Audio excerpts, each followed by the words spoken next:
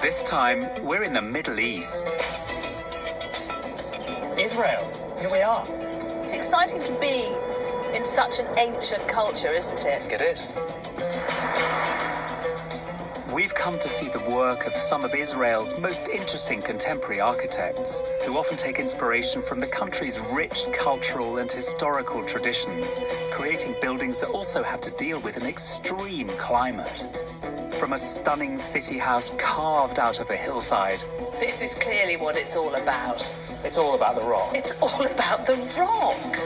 To luxury living by the Mediterranean. This is one seriously glamorous boudoir. We're on a kind of architectural pilgrimage. Look at the light, Piers. It's magical the way it's bouncing off the floor. As we hit the road seeking extraordinary homes in the Holy Land. I want you, Piers Taylor, to give me a sermon on architecture. Convert me.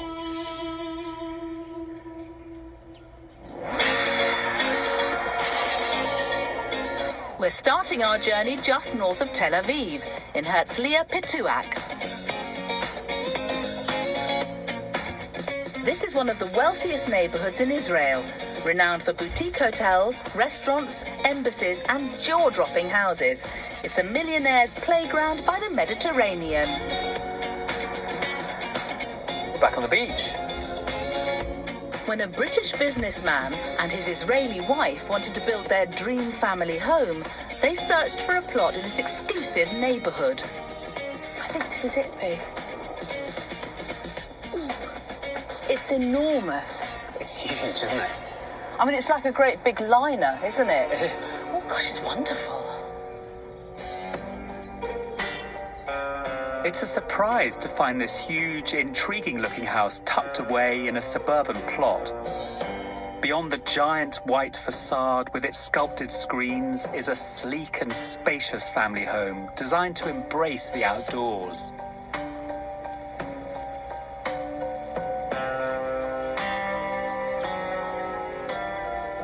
Should we have a look inside? Well, gate's open. This is like a gangplank onto a 1930s liner. It is, isn't it? And it's so lush, it's so verdant. Look at the planting. It's quite tropical, isn't it? Ossie, who's the owner of this house, has invited us in. Hello! Welcome! Hello! Lovely to meet you, Piers. I'm Caroline, this is Piers. Don't be so ridiculous. Ossie, lovely to meet you. Thank you very much for letting us come in. Thank you so much. Phew! It's already really extraordinarily beautiful. Thank you very much. It's immediately obvious that no expense has been spared in this palatial family home. Ossie and her husband Steve have created generous living spaces, which are warm and welcoming. Throughout the ground floor, choreographed light and reflective pools create a calm connection with the outside world. Let me show you the area that we actually live. We're actually spending most of our time here outside because it's a hot country, you know, 9 months in a year we outside. So how many are you here? So I came with my 3 kids and my husband came with his 3 kids. Right. Thanks God they really get on together. We all live here with our friends and families and everyone come in and out whenever they want. It's really like a home. I think it's great that in a house which is really, I mean, quite phenomenal, that it's a home as well. It's a place you feel you can use, that teenagers can come and live and be. Yeah, there's no rules in the house as long as everyone nice to each other and happy. We don't really have rules. That's fantastic. So at the end, you want everyone to enjoy it. Well, if you don't mind, I will. I shall thoroughly immerse myself in your home, if that's okay. Of course. Would you like a cup of coffee? Thank you. I'd love that.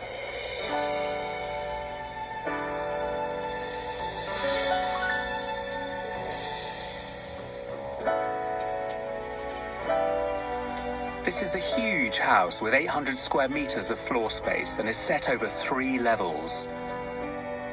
In the basement, there are 3 large ensuite bedrooms, a cinema and a bar area. Upstairs, there's a main bedroom and dressing room and 3 further bedrooms. The ground floor is open plan with a generous kitchen, a dining room and 2 sitting areas, which all open onto the garden. P, Hello. she's gone to make me a cup of coffee, but she was just telling me how they live pretty much almost entirely outside because the climate's so good. She says that all of this opens up. It does. I mean, it's hard to know where the inside ends and the outside begins, but all of these pull back. And this does change the character of the house completely, doesn't Entirely. I mean, you open up the side and suddenly you're in a completely different space, and the way you feel about it changes completely. It does. I mean, particularly here, where this goes from being a rather large hall into being part of the garden. Yeah, I'll give you a hand. It's getting heavier. It is, yeah.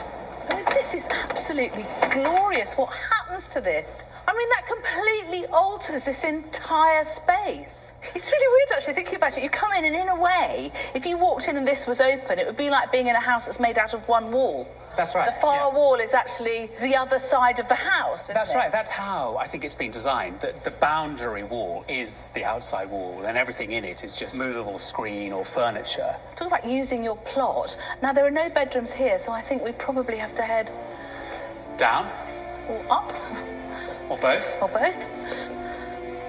Pretty staircase.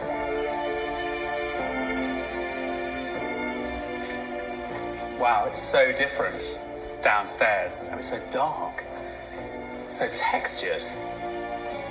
The moonscape wall changes the tone from the airy upper floors and draws you in.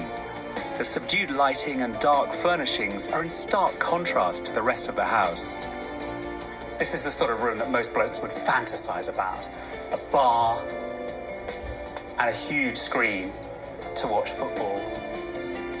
While Piers is trying to find the remote, I'm seeing what the top floor has to offer. I'm guessing this is the master bedroom.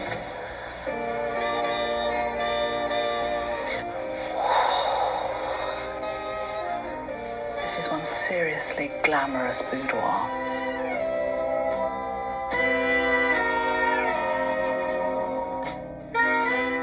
Quite a smart bathroom as well. Fantastic walls. Beautiful, beautiful stone walls. Biggest shower head in Israel. Possibly the world. Massive bath. Lady in a hurry. Ossie and Steve are living the dream. I want to ask the architect Pituach how they began this project. Well, when you design private houses, it's all about drawing portrait of your client. Steve lives in London, and when I asked him what you're doing for a living, he said, I'm a sitter. I like to sit. Sometimes I like to sit next to the swimming pool. Sometimes I like to sit next to my fireplace. He's a sitter. Okay, so that's in a way, Ossie is the dynamic shapes and the movement in the house. So it's kind of drawing a portrait of different persons. What did Ossie ask you for? Well, she said, let's have fun. And then she brought all the color. I mean, in a way, I think she brought the courage to the house. I drive them all mad. I drive Pizza mad, Steve mad. I want it my way. I want to do like things that have personality, that have a meaning. This wall in particular, I adore. I really, really love natural stone and texture. I love like when you go, you can touch the walls. It's just give a bit of more interesting way for the house. Ossie's attention to detail has created a lavish finish. The use of rich texture and vibrant materials are not the stark minimalist language you'd expect within a modernist shell. But here, the aesthetic brings life and warmth to the interiors.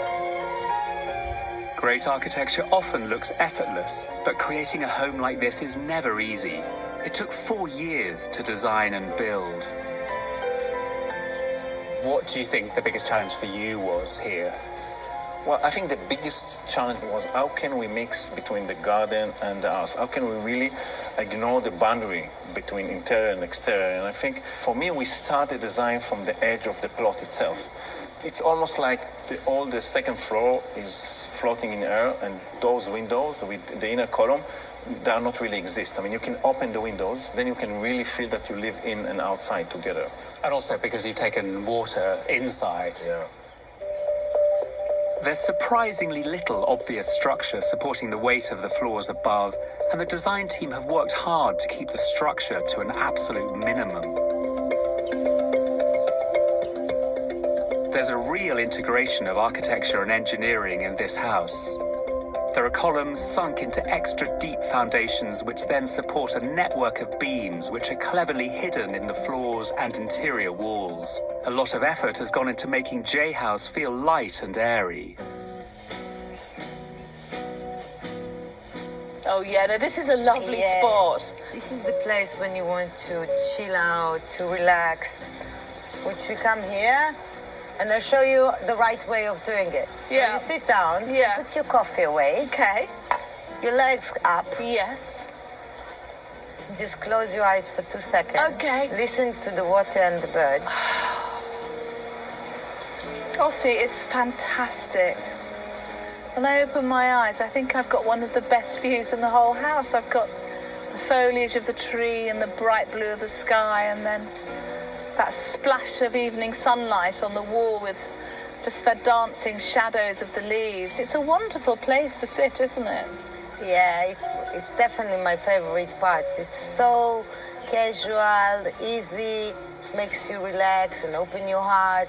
So this is where all our conversation with our kids happening, decision at the house, all this happening here. It's a house with everything, really, isn't it? And it looks after the people you love. Yeah, I think the house somehow like cuddling, or it's like I feel like the house is cuddling of everything that happened in this family. I love the cuddling house. It's sort of like cuddle doll. It is, I love it. And then wrap its arms around Yeah. you. I'm never getting up from here. Me neither. So I told you comfortable. to bring a bottle of wine here. If I had a glass of wine, I probably would never leave. It's just heaven. After 4 years of meticulous planning, building, and plenty of passion, Ossie and Steve finally have the house they dreamed of. Now they can sit back and enjoy it.